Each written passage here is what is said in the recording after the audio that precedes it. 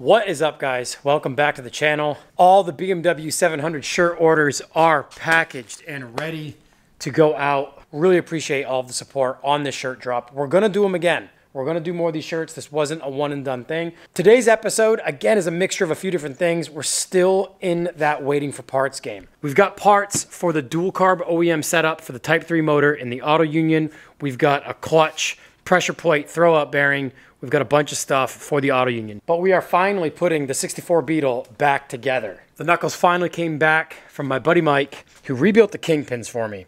And I mentioned this in a previous episode, but I didn't show you guys up close how nuts the German rebuild kingpin and link pin kits are. I'm really stoked on this. He even cleaned them up. The knuckles look great. Yeah, brand new link pins, brand new kingpin bushings. Cleaned up the knuckles. We've got the EvaResto drop spindles with the big bore reverse taper so we can run our steering assembly up underneath. But yeah, these are gonna go back in today and we will hopefully drive the Beetle. It's been laid up here in the shop since we took the front end apart. All right, so we got the full assembly put together, brand new link pins. And where the kingpin is right here in the middle. So these link pins come out and the kingpin actually holds the spindle to the knuckle, if you want to call this the knuckle. When I sent these down to Mike, there was significant play in here. So this is nice and tight. And then these are the link pins that hold the whole assembly to the control arms. There's a pinch bolt that goes down through the actual pinch of the control arm and passes through that groove. There's some shims on the link pin, and that helps adjust your camber. If you were to put a straight edge against this, there's different offset control arms. And so we've run the shims inside and outside of each link pin according to what it needs to be for factory spec. So that should be all set to go. And we're in. That's already so good and so tight. That bolt should fall right down through and I get the groove lined up. There we go. All right.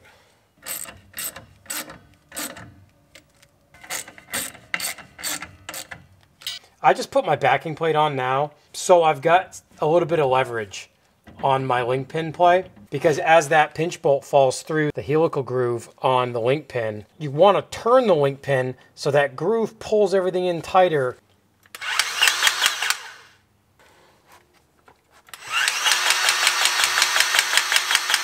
Okay, got some grease in there.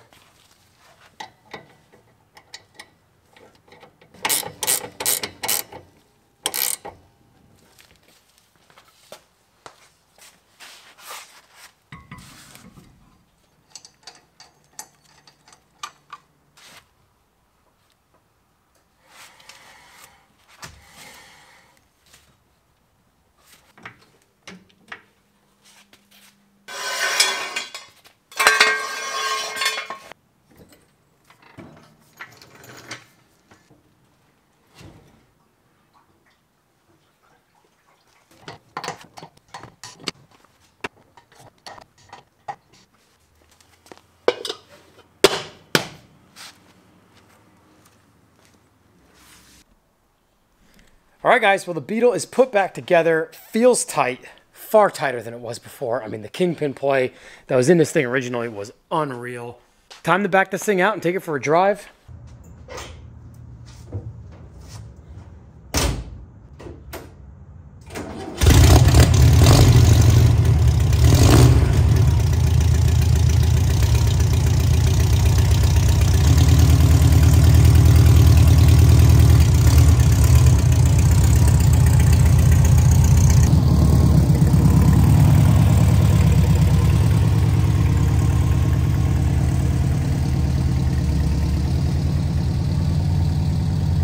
All right, let's see if this thing starts. It's been a while.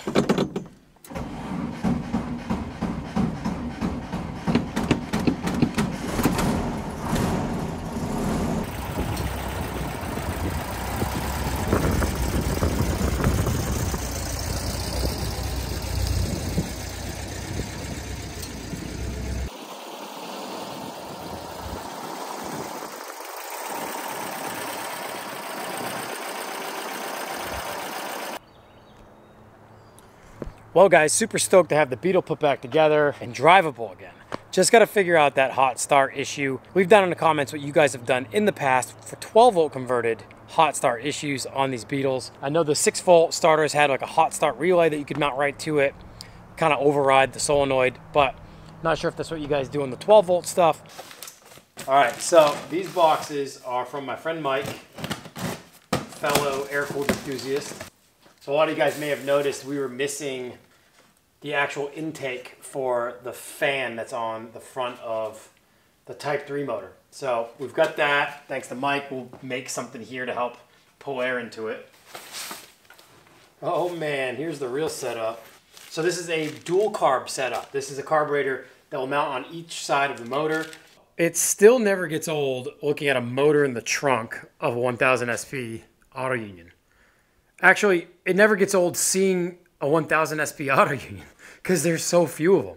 But this here actually got us more clearance than the Type 1 motor with the Puma shroud, which is a shorter fan shroud, South American fan shroud that's shorter. I actually have one in the BMW 700 for that trunk clearance. So even though this Type 3 motor is significantly shorter than the Type 1, and we could alter this filter and the channel bar that's in the actual trunk lid without going through the trunk lid, it's going to be so much easier and more reliable to run the OEM setup and get rid of this completely. Get rid of this plenum, this whole intake setup, mount a carb here, a carb there, with the flat air box in the middle. That's what we have in the box from Mike. I want to at least get all this stuff bolted on because the suspension is going to be here today. So by next week, we're going to be fitting suspension. Getting rid of this single carb setup and doing the dual carburetors will allow us to set the body down a little bit more, which I think it needs to go just a smidgen more. Because once all the suspension is in and we can get the suspension articulated up to an aired out position, I'm going to build some alignment stands that the car can sit on so we can set the body down exactly where we're going to want it. And then we'll start framing in and making body mounts because we've got a lot of work to do in here. As you guys already know, there's a lot to be done in here.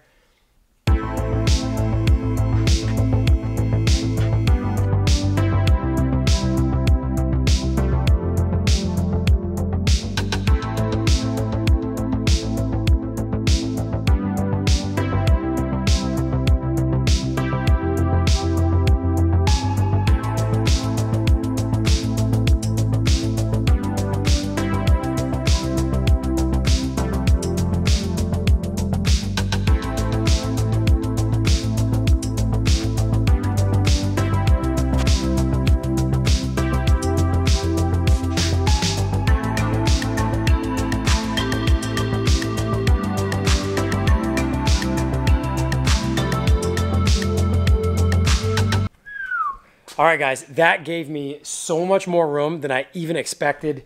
It is nowhere even close to hitting the hood now. It's unreal how pancaked these Type 3 motors really are. And you think of the cars that these motors came in, the square backs, the notch backs, the fast backs, you actually had a trunk in here. So there was a false floor right above this. So this whole motor was designed to be as flat as possible. And this is exactly what we needed in this car. So this is a great leap of progress on the car.